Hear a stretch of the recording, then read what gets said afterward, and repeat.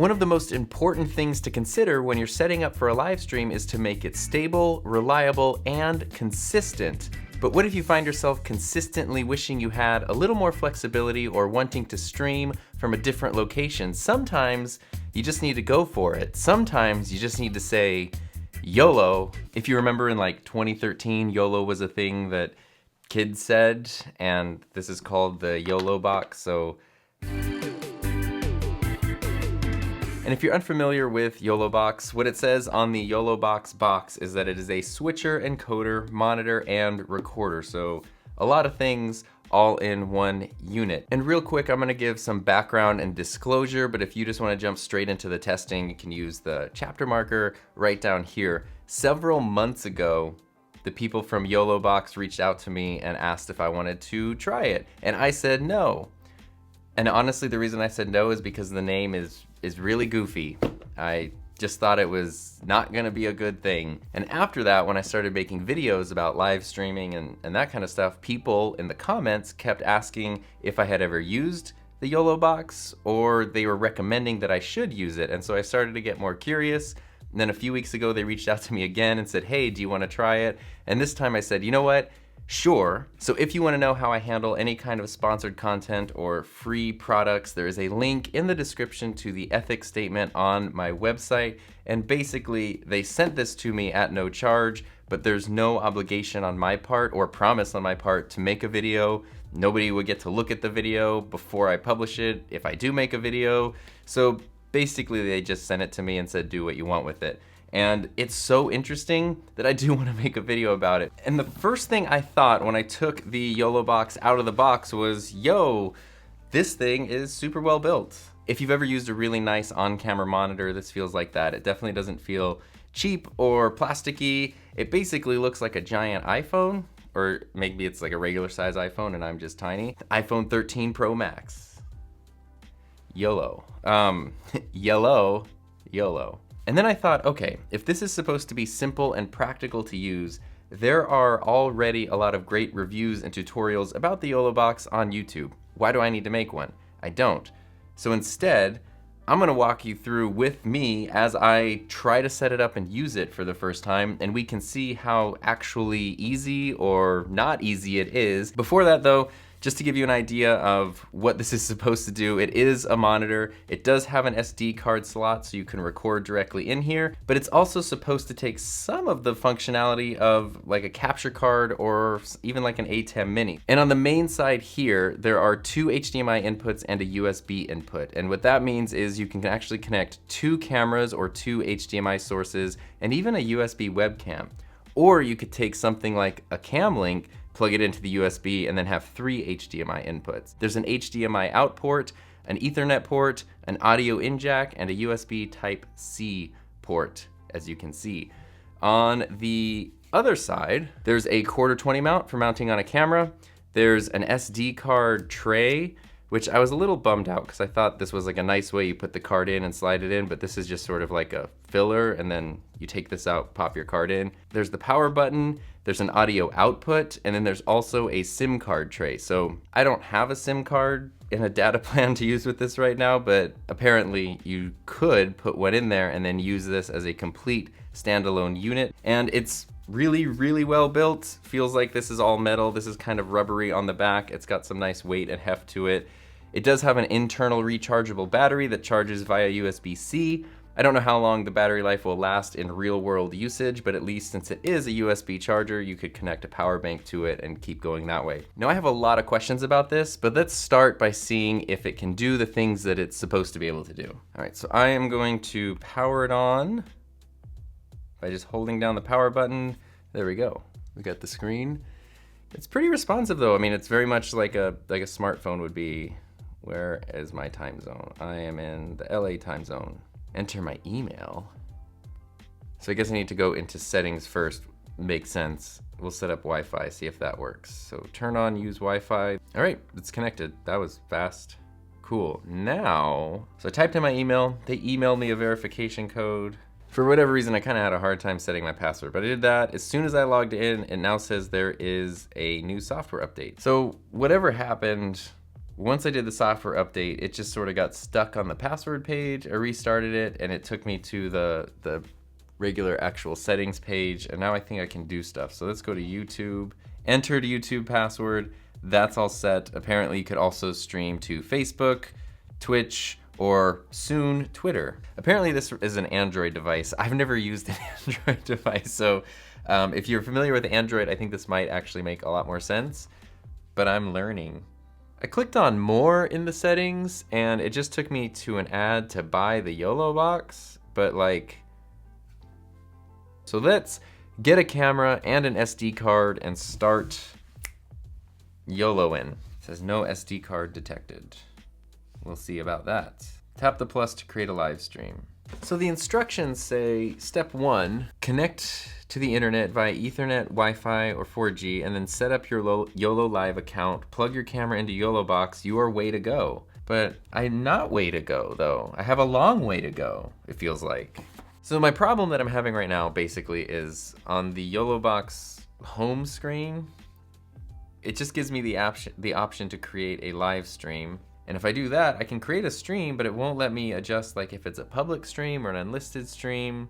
And it won't let me just see my camera input or do anything else. So right now, honestly, I'm like a little frustrated that I haven't even gotten to use it at all, or even just see an input from a camera on it. I wish that were simpler and I could go then later into account settings and later into setup, because if I just wanted to use this as a monitor or a recorder right now, like, why do I have to do all this stuff first? So I scheduled a stream and I just gave it a name and a description and a time. And when I tap on the stream, now I have a window that shows my camera with like no latency. I can add video sources. I can link to other things, but it's actually not even connected to the YouTube channel that I set the stream for. So this is not a stream that's actually going anywhere. There's a button that says go live, but like, where's it gonna go? But I guess you can stream to multiple things at the same time, because I have Facebook, Twitch, and all that stuff here. I can add some overlays, that's awesome. Platforms, sound level, scoreboard display. Change the score really easily right here. That's awesome, that's awesome. Comments, okay, so you can pop up comments. This will be cool to see. Settings, SD card videos. So this is a 32 gigabyte, 60 megabit per second card. It showed up fine. This 256 gig, 170 megabit per second card does not show up. So it doesn't recognize that. But this 32 gig, 60 megabit card shows up. But that means you probably can't do like raw recording or something to this. So now I actually have me here recording, and there's audio levels popping up. That's this camera right here. Ooh, transitions. Window slice, what's that? Ooh, that's nifty. What's a squeeze? Boop. Oh, I like it. So now we've got cameras as sources here. I figured out how to record. It's a little not intuitive, but basically in the upper part of the screen here, it says go live and a big red button. But there's a little thing that just says record. It doesn't really look like a button, but if I tap that, then it says SD card free space, 29 gigabytes, expected recording time, 9 hours and 54 minutes. So now we are recording, I guess. Yeah, it says there's a little blinking thing. Can switch between these setups. But I don't know what audio is going to happen here. So I have an idea. It does have an audio input. This is a Y cable, so there's a 3.5 on one side, and then there's two mono 1/4" jacks on this side. I'm gonna plug these into the monitor outputs on the Rodecaster Pro. This is the recording here. I can transition to this camera. Hello, what's up? I'm on this camera now, and here's this, and then we could do a little transition, right? Where was my transitions at? Where were my transitions at, I should say. Cross zoom. Whoosh. There we go, that was cool. Boom, now we're over here. Boom, now we're over here. I'm wondering if you can hear this at all. This would be very interesting. No idea what resolution this is recording in. Let's see what this recording looks like. So I'm gonna stop recording. After reviewing that recording, I have a couple of conclusions. One, the internal recording quality, not great. It does say that it's 1080. When I look at the file, it says it's 1920 by 1080, but it does not look like great 1080. So that's kind of a bummer, because part of me was thinking, oh man, if this is like an external recorder that could take the place of a Ninja or something, plus do all the live streaming, that's a no-brainer. But it's not. It'll record. I definitely wouldn't rely on that quality footage. But I will say also, before I switched the audio, it was just taking the audio from my EOS R, which is coming from the VideoMic NTG that's connected to the EOS R. So it was just taking the audio over HDMI. Once I did connect the audio input, it automatically switched to this, and then you were able to hear me through the Rodecaster and the pod mic. So that worked really well, and that was super easy, and it seemed like that also carried over between different camera angles. So now I want to try an actual stream to YouTube via Wi-Fi. So if I tap on the stream and I enable the YouTube account, that's when you can select if it's public, unlisted, or private. So we're gonna do an unlisted stream. It says that it's streaming in 1080, but honestly it looks a lot more like soft 720 to me, but it is totally there. Now if I leave a comment, can I leave a comment? Okay, so I left a comment there, which means here, if I go into the comment section, hey, there's the comment, and if I tap on it, oh, it pops it up on screen. That's cool. It's like Ecamm. And then I can tap on it to take it off. That's cool. Okay, so the quality, the video quality, not amazing, but I love that, and that was like instant too. So this says I'm streaming at 30 frames a second, 1700 kbps, and I've been going, so you have all your info there. Now I could switch to the computer, and hopefully it's still keeping the same audio source. That's cool, I like that a lot. Can I do a split view? Select a source, select a B source, boom. Okay, look at that.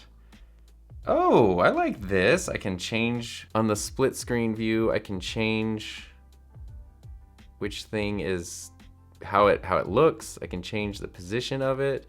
That's cool. I can even change the thickness. Can't change the color. I can, oh look.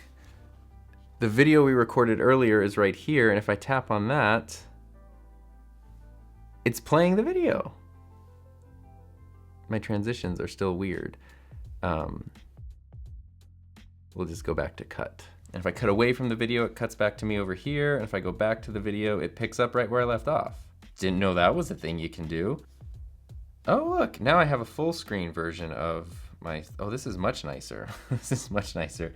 Still doesn't look amazing though. The quality on here is very much what it actually looks like on the stream. So it's definitely not as clear as, like, you know, what it looks like in the camera. And this is also, it is streaming wirelessly. The whole setup and everything so far and streaming for 8 minutes has taken the battery down to 79%. I guess the thing to do now is to use this a little bit more, figure out some things about it, and then report back. I am tethered to my phone now, so there's that, and that's what's providing the internet, and I am outside, and I probably should have had an ND filter or something. Now I can stream the dogs doing things. Yes, this is what we're here for. But what I'm thinking is the quality of this is not great. And so if I'm in my room over there, why would I use this when I can use Ecamm with like full, beautiful resolution up to 4K if I wanted? However, using this out somewhere, like I have my super nice camera, actually here, I'll take a photo of this little setup so you can see it. Camera on a little tripod with the YoloBox on the top of it, and then I've got the wireless Go, and that's it. And I am streaming, so not the best quality if you're in a studio situation, but if you're traveling or you're out somewhere, this could actually be kind of awesome. There's nothing else. I don't need a computer. I don't need anything. And I could somehow find a way to mount another microphone to the camera so I don't even have to hold a mic. We'll see how this sounds. I have no idea. Let's go inside, actually. So where I'm at now in my thought process is I think I might know where this fits. So this was my first attempt at a mobile live streaming rig. I've got the EOS R, a wide angle lens, the 16 to 35 on the Polar Pro Apex tripod. This is my favorite little tripod because it's so strong. And then the YoloBox is up here. It does come with a little ball mount, which seems to be actually strong enough to hold it. And then I have an HDMI cable for the camera. I was using the Rode Wireless Go, so I just have the receiver connected to the input there. And then I was using this guy to talk, and it was tethered to my phone. So obviously that's not amazing, which means this is not going to be replacing my A10 Mini or Ecamm Live or my Mac Mini or any of that kind of stuff. I'm not ready to YOLO that stuff out the door. If you're in your studio situation, don't use this. Use whatever you got, Camlink, Ecamm, A10 Mini, whatever it might be. If you're out and about somewhere and you're in a place where you might think, hey, I'd never be able to stream here, or you're doing something like I used to do, maybe you work at a school or whatever and you need to like stream a game and network connections are a nightmare and setting up equipment is a nightmare, this could be a lifesaver. So whether or not it's worth it is really gonna depend on what your needs are and what your workflow is. It's a little funky to set up. Once you get it up and running and you understand it, it's pretty darn good. Putting together a little rig like this and going out somewhere or being in a remote location and being able to live stream still with graphics and split screens and playing clips and popping up comments, that is super cool. As it stands right now, it's pretty pricey. It usually sells for around $900-ish. I say that because depending on when you're watching this, the price could go up, the price could go down. That's just sort of about what it's been. If you need these exact features, obviously it's totally gonna be worth it, but if it's just something you're gonna use once in a while, that is a lot of money, especially considering how much less expensive an A10 Mini or something like that might be for a studio setup. But again, portability right here. I wish I could use this bright, beautiful, super sharp display as my camera monitor. Like, why can't I? Anyway, if you've been thinking about live streaming, I think you just need to say YOLO and go for it. Here's a whole playlist of live streaming videos that might help you get started, and we'll see where this thing ends up in my workflow.